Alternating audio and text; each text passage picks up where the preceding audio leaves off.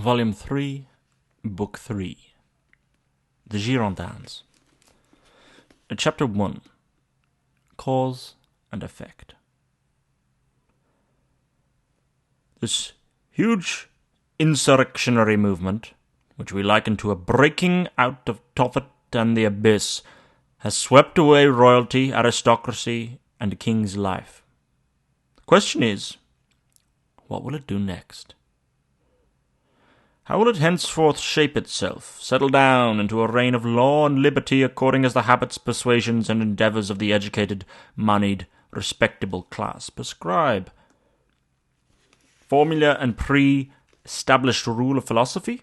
If so, for our Girondin friends it will be well. No external force, royal or other, now remain which could control this movement, for the movement will follow a course its own, probably a very original one. For the rest, it is a thing without order, a thing proceeding from beyond and beneath the region of order. It must work and welter not as regularity, but as a chaos, destructive and self-destructive, always till something that has order arise, strong enough to bind it into subjection again. We enter the world of a reality, probability with a sword in its hand. And so we enter the world of the Girondins. As Louis XVI is gone, France has conducted regicide, and the Girondins now want their world of formula. But as Carlyle has alluded to, there is this chaos which needs to be properly tamed.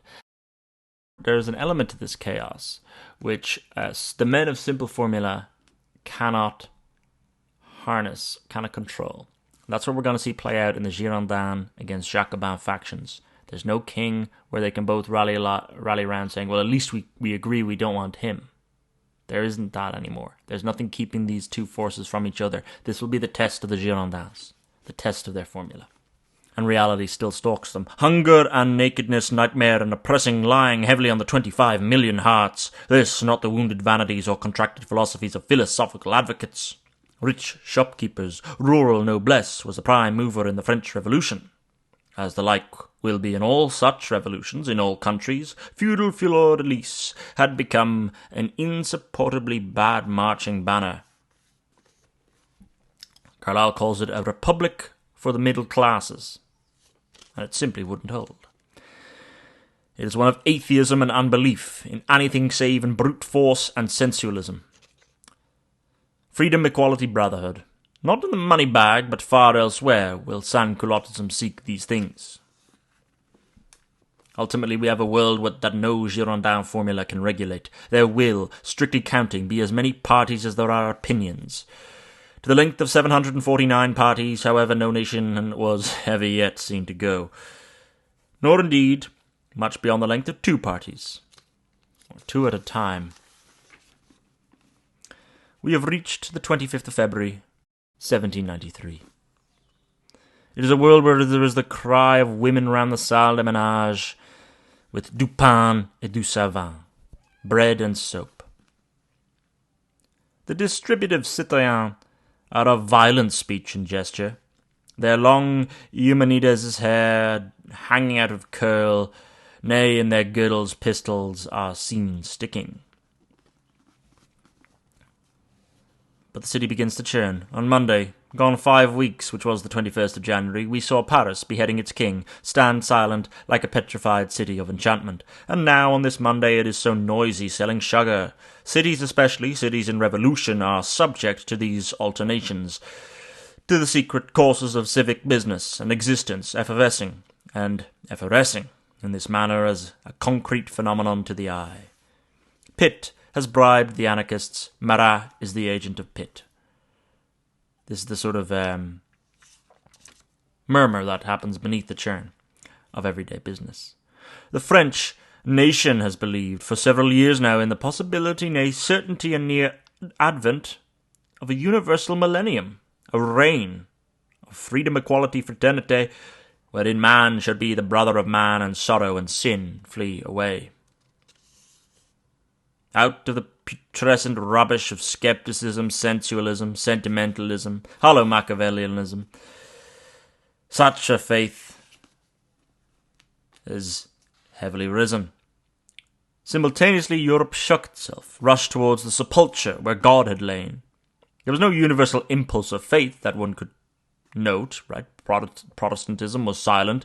There was no Luther's voice. There was no Ziska's drum, any longer proclaiming that God's truth was not the devil's life. So out of the skepticism, we need to become something that, behold, this French nation believes. Faith, some form of faith, must come out of this. Faith undoubtedly of the more prodigious sort, even among faiths, and will embody itself in prodigies.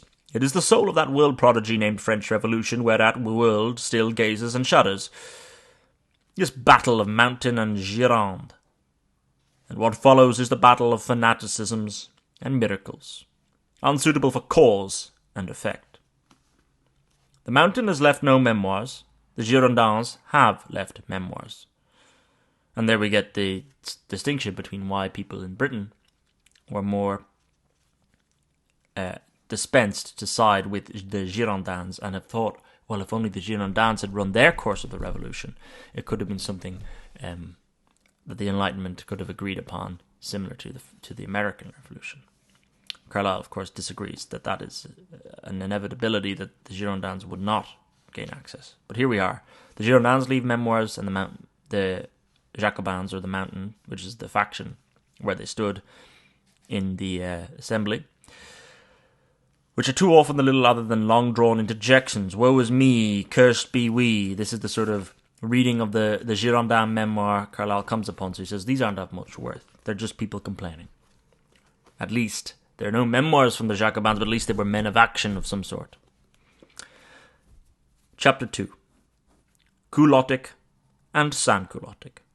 Gironde and Mountain are now in full quarrel. These men have the word republic on their lips in the heart of every one, and there is a passionate wish for something which he calls republic. Yet see the death quarrel. Men's words are a poor exponent of their thoughts, nay, their thought itself is a poor exponent of the inward unnamed mystery, wherefrom both thought and action have their birth. For a man once committed headlong to republican, or any other transcendentalism, fighting and fanaticizing amid a nation of his like, becomes, as it were, enveloped in an ambient atmosphere of transcendentalism and delirium. And we've already known that to Carlyle, Rousseau embodies this delirium. His individual self is lost in something that is not himself, but foreign, though inseparable from him. He, the hapless incarnated fanaticism, goes his road, no man can help him, he himself least of all. And this is an important Carlylean distinction between someone who gets subsumed by a light-living fountain of greatness, or someone who seems to straddle the road of delirium. Of course, there is still an element of subjection there, but we know Carlyle's position. Rousseau is the delirium path. You enter that road and walk upon it as something foreign, though inseparable from yourself, whereas true greatness embodies you in the light-living fountain. You are bathed in it. The ambient element of material fire is not wider than this of fanaticism. Volition bursts through involuntary, voluntary, wrapped along the movement of free human minds, becomes a raging tornado of fatalism. So the weapons of the Girondins are political philosophy, respectability, and eloquence. Eloquence, or call it rhetoric, really of a superior order. Vergniaud, for instance, turns a period as sweetly as any man of that generation. The weapons of the Mountain are those of mere nature, audacity, and impetuosity which may become ferocity. So that's a paragraph worth spending some more time on. And we get our first mention of an actual Girondin, right? So sometimes these guys are lost to the middle phase of the revolution.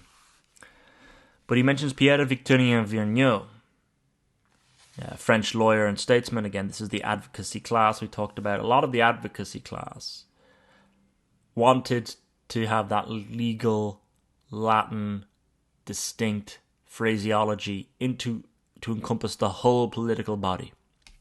And that was fused with Enlightenment ideas on top of it, but that was how they wanted to execute it, through their experience as lawyers. So Vergniaud is one of these, and of course they're elegant orators, used to giving perorations and such before the bar. But their tools are just that: political philosophy, respectability, eloquence. These are the men of the pamphlet. But the time of the pamphlet is now fading. The king is gone. Pamphleteering puts pressure on a monarchy, but now we need to erect an order. They think they can still do it through the same means. But as Carlyle calls out, look at the Jacobins. Nature, audacity, impetuosity that becomes ferocity. Impetuosity that becomes ferocity. That's the wall you're coming up against. You may either seek popularity with the friends of freedom and order, or with the friends of freedom simple. As we said in the Girondin side, there's men skillful in advocate fence. They have been called the Jesuits of the Revolution.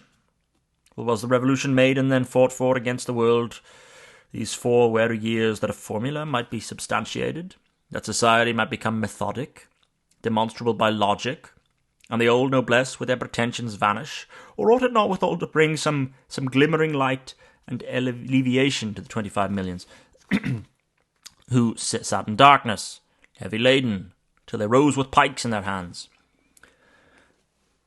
Again, another way of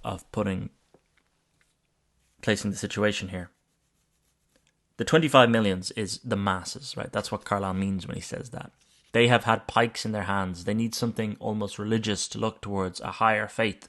And that is not going to be answered by advocacy, logic, or something that's overly methodical. That is not going to answer the feelings that are in the hearts of the men with the pikes, the 25 millions who have been raised into violence and have seen a tumult so grave over the last 4 years. They need to see something spiritual at the end of it. These are fond schemes, all which must go. These are the Girondins. If they decreed in the heat of the eloquent logic, today they are repealed by clamour and passion wider considerations on the morrow. Will you, O Girondins, parcel us into separate republics? Then, like the Swiss, like your Americans, so that there be no metropolis or indivisible French nation any more. And that's where the Jacobins are going to win, through that national calling. Because is it not logical to decentralize and create a federal republic out of France?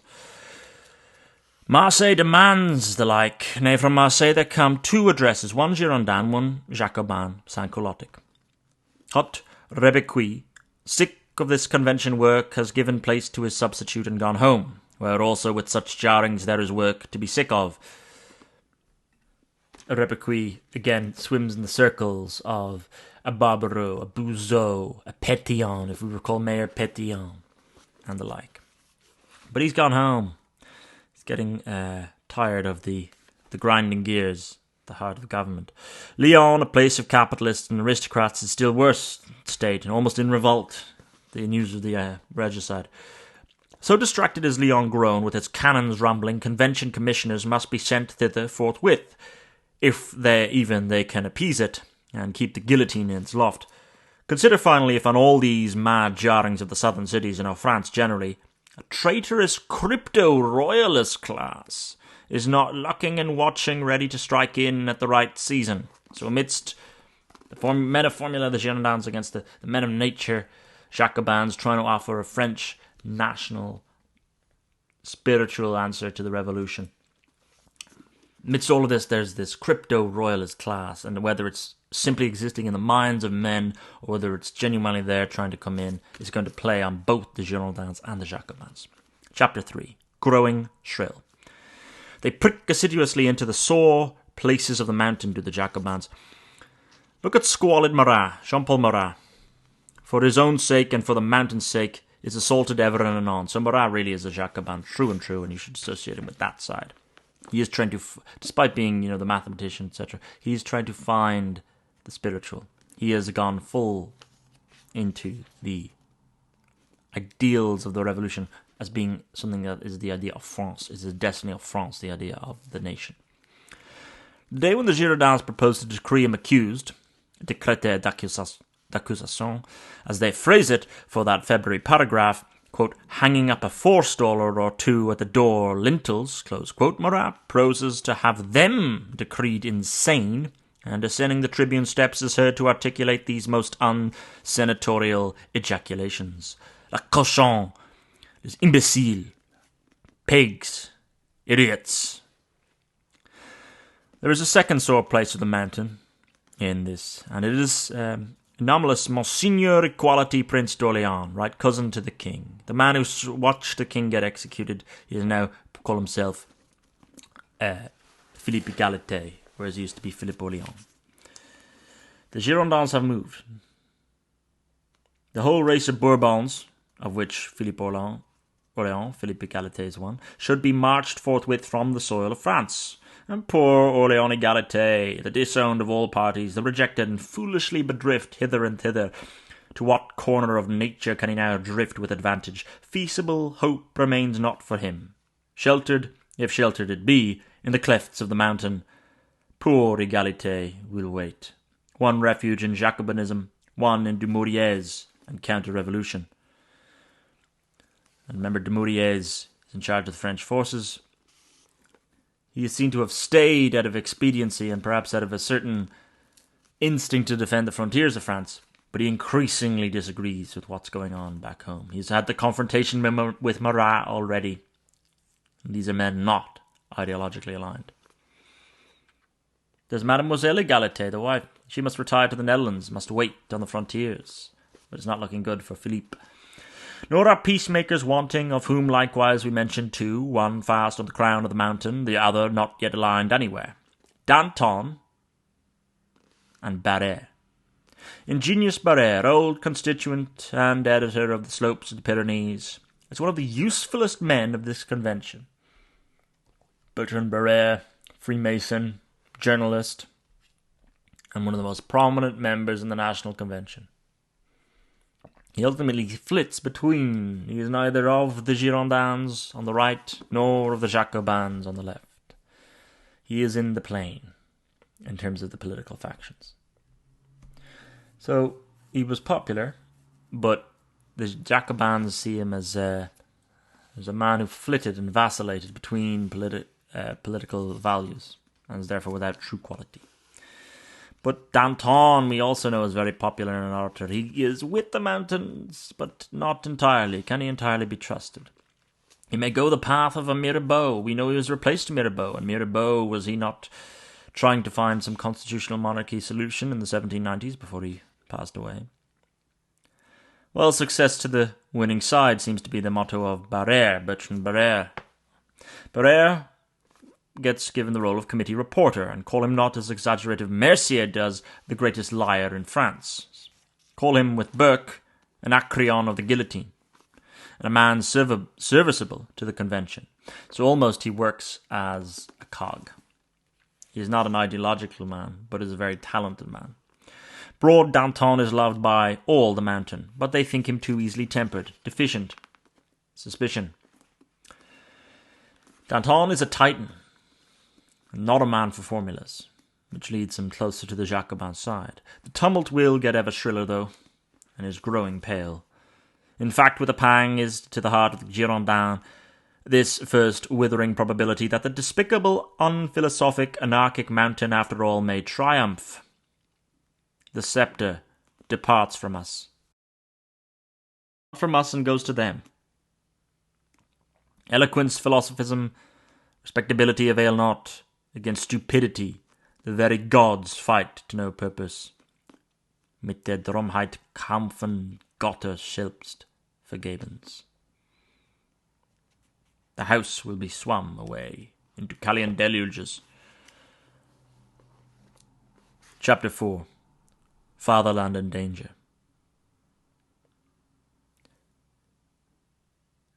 So, two things are going to stop this endless back and forth in the National Convention. One, the immediacy of bread amongst the masses, the 25 millions. Two, invasion. We know we have Dumouriez at the frontier, but these are the two things which can shake up internal strife. One way or the other will resolve the oscillation. This senatorial war might have lasted long, and party tugging and throttling with party might have suppressed and smothered one another in the ordinary bloodless parliamentary way. On one condition, that France had been at least able to exist all the while. But the sovereign people has a digestive faculty, and cannot do without bread. Also we are at war, and must have victory. Dumouriez had his outpost stretched as far as Aix-la-Chapelle, and the beautifulest plan for pouncing on Holland. Aix-la-Chapelle is lost. Maastricht will not surrender to mere smoke and noise. We have Danton and Lacroix, when it was they that were commissioners, would needs join Belgium to France. So we do have people, prominent people like Danton, saying Belgium should be annexed into France, of which Dumouriez might have made the prettiest little duchy for his own secret behoof. Dumouriez, Duke of Belgium or Brabant, and say Egalite the Younger, King of France, there were an end for our revolution.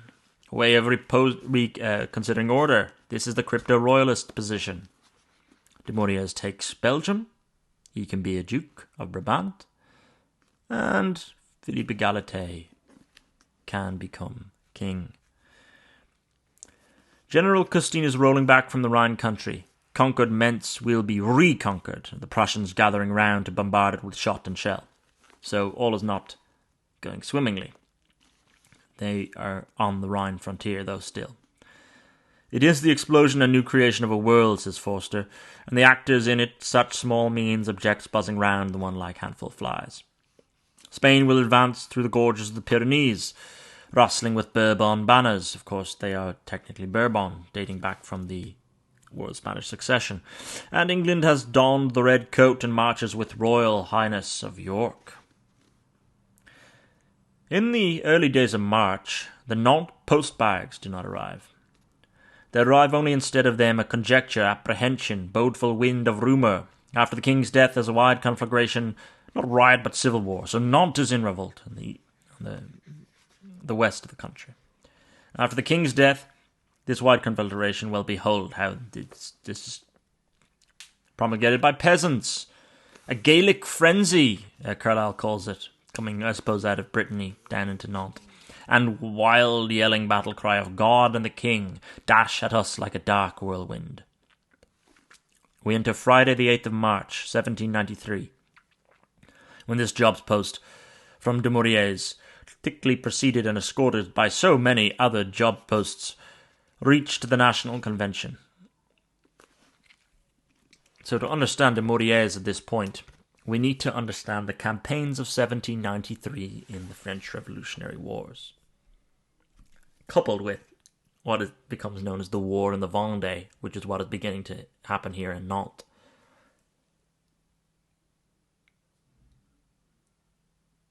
So new powers have entered the First Coalition after the execution of Louis XVI in January.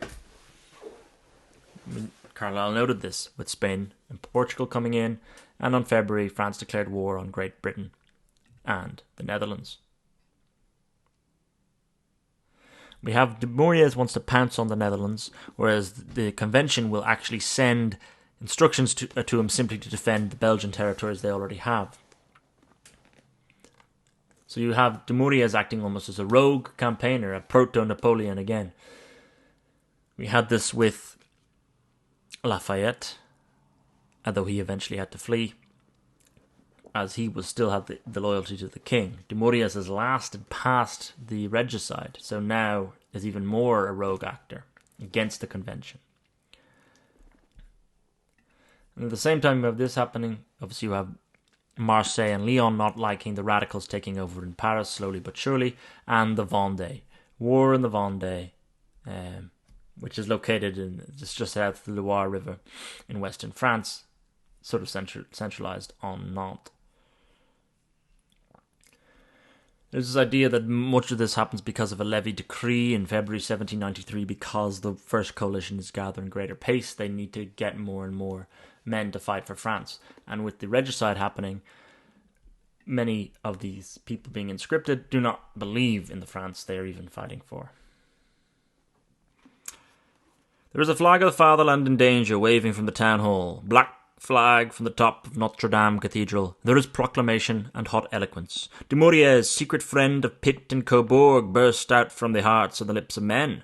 Fight the enemy? Yes, and even to freeze him with terror. Glace de froid. Can the human stomach satisfy itself with lectures on free trade?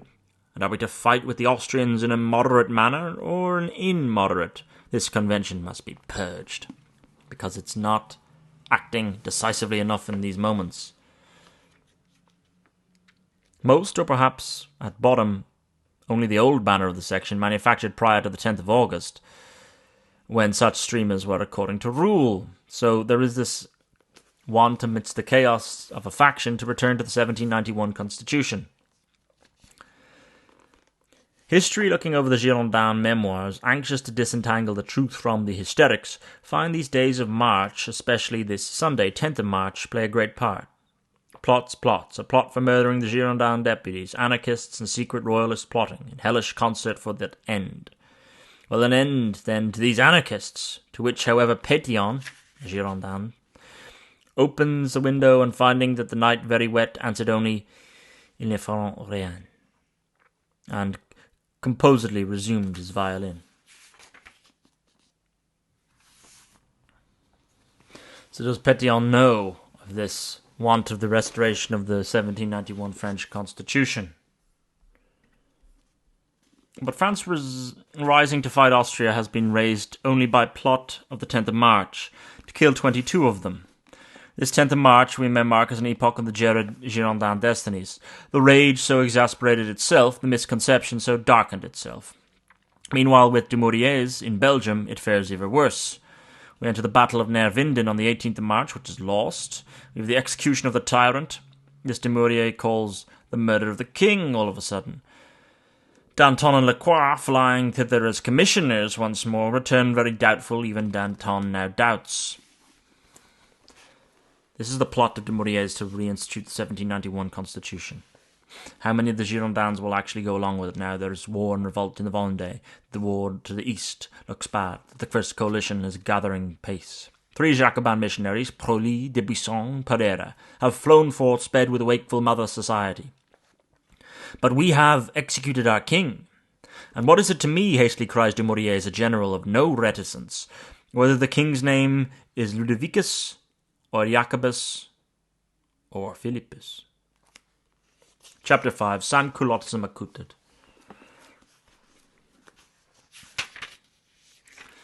Carlyle's going to give us 3 distinct phases happening at this time, this spring 1793, in this chapter. Let's look at this first example. The Comité Révolutionnaires for the arrestment of persons suspect begins. Revolutionary committee of 12 chosen patriots sits in every township of France, examining the suspect, seeking arms, making domiciliary visits and arrestments, caring generally that the Republic suffer no detriment. So we have 1, the establishment of the Comité Révolutionnaire. Every citizen must produce a certificatory carte de civisme, signed by the section president. Every man be ready to give account of the faith that is in him. Again, that's already a leaning towards Jacobinism as opposed to the Girondins. A mad vitality of Jacobinism with 44,000 centres of activity circulates through all fibres of France. Second body which suits them is the Tribunal Extraordinaire, decreed by the Mountain, some Girondins dissenting, for surely such a court contradicts every formula. Other Girondins assent, nay, cooperate. For do we not all hate traitors, ye people of Paris? 5 judges, a standing jury which is named from Paris and the neighbourhood. So, institution number 1, Comité Révolutionnaire. Institution number 2, Tribunal Extraordinaire, which in a few months is getting most lively action, shall be entitled Tribunal Révolutionnaire. With a Herman or Dumas for Judge President, with a Fouquier Tonville for Attorney General, and a jury of such a citizen Leroy, who has surnamed himself 10 Leroy August 10th, and will become the wonder of the world. The third and final example of an institution which goes the Jacobin way is the Executive Council of Ministers, 6 in number, since Roland's retreat, Minister of the Interior, of the prior years. Convention committees sit supreme over them, but then each committee as supreme as the others. Committee of 21 of Defence and General Surety, simultaneous or successive. For specific purposes, the convention alone is all-powerful, especially if the commune go with it, but it is too numerous for an administrative body. So before the end of March, we obtain our small Committee de Salut Public. If we call that revolutionary tribunal a sword, which Sansculottism has provided for itself, then let us call the law of the maximum a provender script, or haversack, wherein, better or worse, some ration of bread may be found. It is true, political economy, Girondin free trade, and all the law of supply and demand are hereby hurled topsy-turvy. Why? Because patriotism must live. Bugger the formulas if the invasion is at your door. This law of the maximum, fixing the highest price of grains, is with infinite effort got passed. So they're conceding now are the Girondins on their formulas economic. And shall gradually extend itself into a maximum for all manner of comestibles and commodities. We need a war economy, and your formula of free trade is not going to work. So there come impots progressifs, ascending taxes which consume with fast increasing voracity the superfluous revenue of men. Cambon, endless cornucopia of assignats. Cambon, the man who will issue the paper money. All which things, are they not clean against formula? O Girondin friends, is it not a republic of the virtues we are getting, not a republic of the strengths, virtuous or other? Chapter 6. The Traitor. But Dumouriez with his fugitive host, with his King Ludovicus or King Philippus, there lies the crisis, there hangs the question. Revolution prodigy or counter-revolution? Is wisdom quitting Dumouriez? Herald of fortune, is it quitting him? At any rate, his quarters in the burg of Saint-Amand, its headquarters in the village of Saint-Amand-des-Bois, are a short way off, have become a bedlam. National representatives, Jacobin missionaries are riding and running. Afraid he will turn. We reach the 2nd of April, 1793. Mon General, 4 national representatives, war minister at their head, are posting hitherward from Valenciennes, to the east of the country. They are close at hand, with that intense one may guess. They produce papers, invite General to the bar at the convention. One of the 3 institutions are beginning to grind, though this is just the bar at the convention. Merely to give an explanation or two. The General finds it unsuitable. Hussars clutch the 4 national representatives and Bournonville. The war minister packed them out of the apartment, out of the village, lines to Coburg, and 2 chased that very night as hostages, prisoners, to lie long in Maastricht and Austrian strongholds. Jacta est alia. On the Thursday morning, we discern Dumouriez with his small escort with Charte Égalité and a few staff officers ambling along the Condé highway. So the East seems to now be going almost back to the 1791 constitution, back to a constitutional monarchy, with Philippe Égalité at the head. And this is the first actual actions we're seeing by Dumouriez in the case. Now the village of Dumay, 3 national battalions, a set of men always full of Jacobinism, sweep past us, marching rather swiftly. Hark! What strange growling is heard, what barkings are heard, loud yells of traitors, of arrest. "Mount, Dumouriez," cries Carlyle, "and spring for life. The artillery has revolted, is jingling off to Valenciennes. All have revolted, are revolting, except only foreign Bercheny. None will follow Dumouriez against France, an indivisible republic. Dumouriez's occupation is gone." So ultimately, he cannot get the support along the highways, because the faith has turned into the defence of the kingdom. And even now, going back to the 1791 constitution is seen as a renege of that. So Dumouriez is in the Austrian quarters now all of a sudden, deemed a traitor. His drama ended in this sorry manner. His staff go different ways. Brave young Égalité reaches Switzerland and the Genlis cottage. We should make sure that Philippe Égalité is well within the old Philippe d'Orléans is in the control of the National Convention. He's not getting out. But Dumouriez was with his son. His son now goes to Switzerland. Égalité the father sat playing whilst in his Palais Égalité at Paris on the 6th day of this month of April, When a catchpole entered, Citoyen d'Égalité is wanted in the convention committee, so the Father Égalité is now wanted before the convention. Examination requiring arrestment, finally requiring imprisonment, transference to Marseille, and the castle of Yves. Orleandum has sunk in the black waters. Palais Égalité, which was Palais Royal, is like to become Palais National.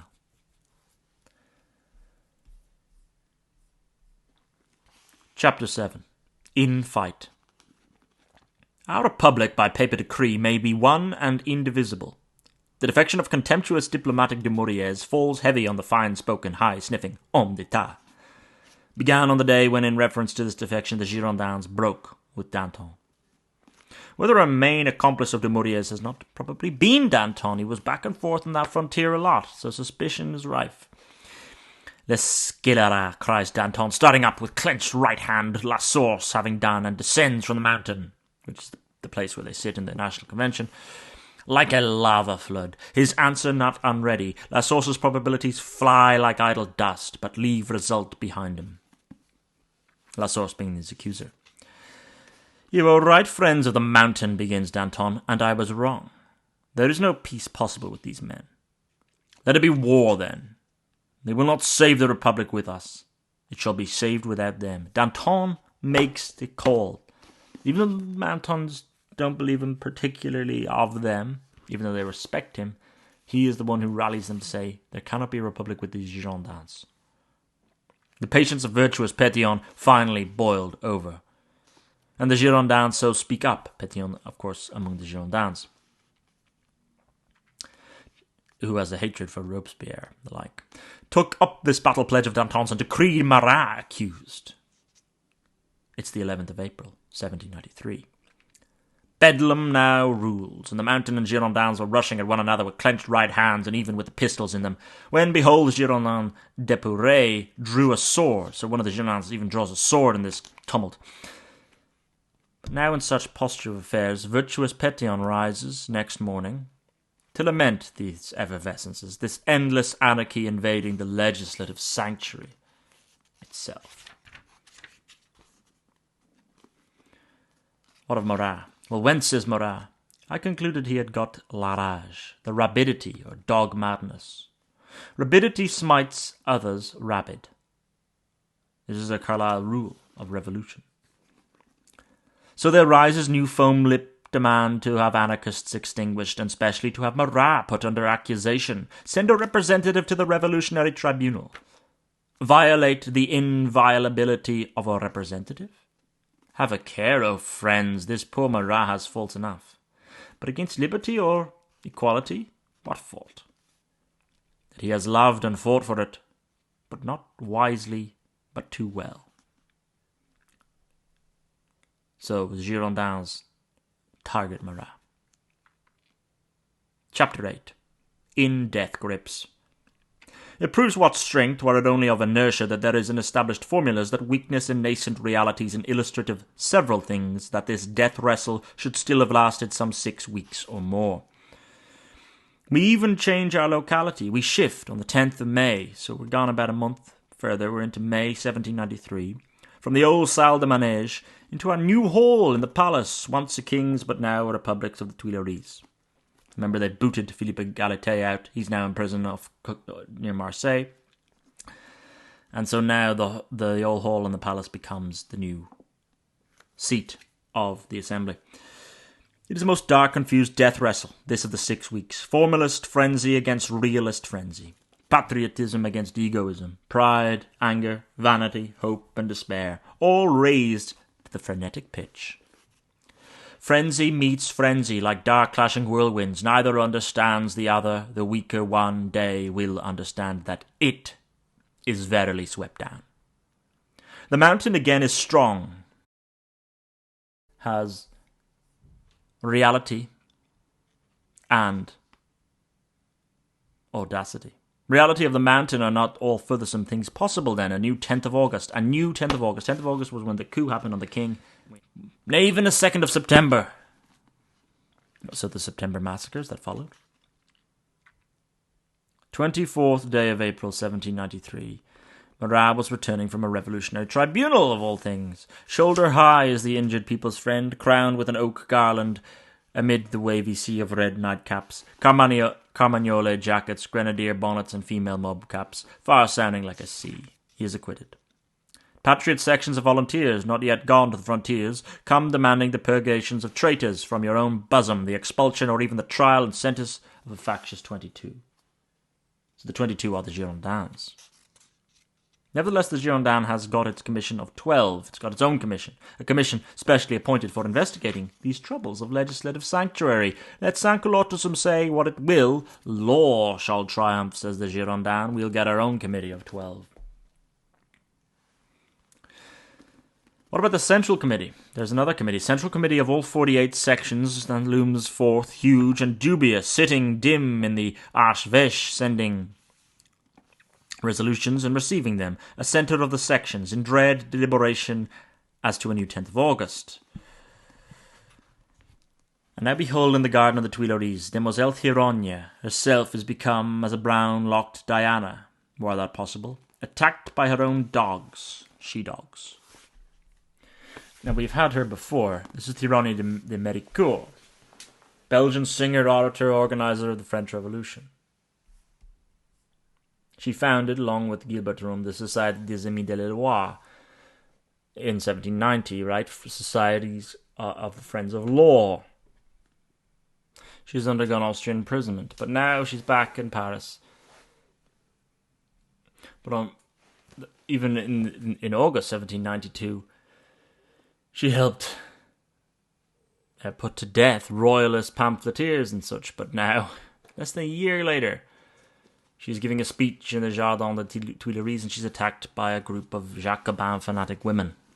This is why Carlyle uses the image of Diana being attacked by her own dogs. Poor demoiselle's head and nervous system, none of the soundest, is so tattered and fluttered that it will never recover. She disappears here from the revolution and public history forevermore. We have the height of suspicion rising. 22 of us as we walk over. It is Pitt and Coburg. The gold of Pitt, poor Pitt, always blamed in his rise of suspicion. They little know what work he has with his own friends and people, getting them despied, beheaded, their habeas corpuses suspended, and his own social order and strong boxes kept tight, to fancy him raising mobs among his neighbours. But the strange fast connected with French or indeed with human suspicion is perhaps of this Camille Desmoulins. Camille's head, one of the clearest in France, has got itself so saturated through every fibre with preternaturalism of suspicion that looking back on the 12th of July 1789, when thousands rose around him, yelling responsive to his word in the Palais Royal garden, and took cockades, he finds it explicable only on this hypothesis, that they were all hired to do it, and set on by foreign and other plotters. Quote, "It was not for nothing," says Camille, with insight, "that this multitude bursts up around me when I spoke. No, not for nothing. Preternatural puppet play of plots. Pitt pulling wires. I, Camille, myself am a plot," he becomes convinced. What about the Counter Commission of 12? They're launching mandates of arrest rapidly in these May days. They arrest Varlet, Apostle of Liberty. They arrest Procureur Substitute Herbert, Père Duchesne, a magistrate of the people, sitting in the town hall, who with high solemnity of martyrdom takes leave of his colleagues. The swifter fly the sections energetically demanding him back, demanding now not the arrestment of the popular magistrates, no, but of the traitorous 22. So it's the 12, Commission of the 12, which is controlled by the Girondins against the traitorous 22. Which is what the Jacobins want. Section comes flying after section, defiling, energetic with their Cambyses vein of oratory. Girondin Valazé has nightly conclaves at his house, sends billets, come punctually, and well armed, for there is to be business done. Megara women perambulate the streets with flags and lamentable Alleluia. Chapter 9. Extinct. We reach Friday the 31st of May, 1793. Mayor Pache, with municipality, arrives at the Tuileries Hall of Convention, sent for Paris, being invisible ferment. We on a sudden find ourselves insurrectionary magistrates, with extraneous committee of 96 sitting by us, as the citoyen Henriot, one of whom accused of Septemberism. is made Generalissimo of the National Guard. So Septemberism, of course, means someone who was involved in the September massacres and went too far. Now he's a Generalissimo of the National Guard. This is Citoyen Henriot. Break the insurrectionary authorities, answers some of the vehemence. Vergniaud at least will have the national representatives all die at their post. This is sworn to and ready with loud acclaim. It does boom off there, nevertheless, sending a sound through all hearts. The toxins discourse stern music. Henriot, with his armed force, has developed us. Section succeeds section, the livelong day demanding, with Cambyses' oratory, with the rattle of muskets, that traitors 22 or more be punished, that the commission of 12 be irrevocably broken. So they're all spinning and twirling in circles. The heart of the Girondins dies with it. Right? This is not something of formula. This is now becoming strength, a question of strength. Distance are the 72 respectable departments. This fiery municipality is near. The Commission of 12 declares that, not waiting to be broken, it hereby breaks itself and is no more. So they jump before they're pushed. Faction and Girondinism is struck down for the moment and consents to be a nullity. But will it not, at another favourable moment, rise still fuller, and the Republic have to be saved in spite of it? So reasons of patriotism, still permanent, so reasons the figure of Marat, visible in the dim section world on the morrow, to the conviction of men. The Girondins do not stir out thither, the Girondins are abroad, seeking beds. It has become Sunday, the 2nd of June, 1793, by the old style. By the new style it is year 1, of liberty, equality, and fraternity. We have got to the last scene of all that ends the history of Girondin senatorship. Toxin is peeling, barriers shut, all Paris is on the gaze or under arms. The armed volunteers who should have flown to the frontiers, and La Vendée, but would not, treason being unpunished, and then only flew hither and thither. Expulsion of your 22, and your commission of 12. We stand here till it be done. This is just, all of your organizations must be disbanded. Churches fill over Christian Europe with and then empty themselves. But this convention does not empty the while. Lo, therefore, the eastern gate of the Tuileries, the distressed convention issuing handsome héros, Seychelles, at their head. So, Marie-Jean Hérault de Seychelles is a judge and politician. He returns to Paris on this 2nd of June 1793 on the occasion of the attack of the Girondins, and he will plead for the troops to retreat. The convention presses on. We wanted disconsolate through armed ranks, who indeed salute live the Republic, but also with die the Gironde. And now behold Marat meets us, for he lagged in this suppliant procession of ours. He has got some 100 elect patriots at his heels. He orders us in the sovereign's name to return to our place and to do we are bidden and bound. The convention returns. Does not the convention, says Couthon, with a singular power of face, see that it is free? None but friends round it. The convention, overflowing with friends and armed sectioners, proceeds to vote as bidden. Many will not vote, but remain silent. Some 1 or 2 protests in words. The mountain has a clear unanimity.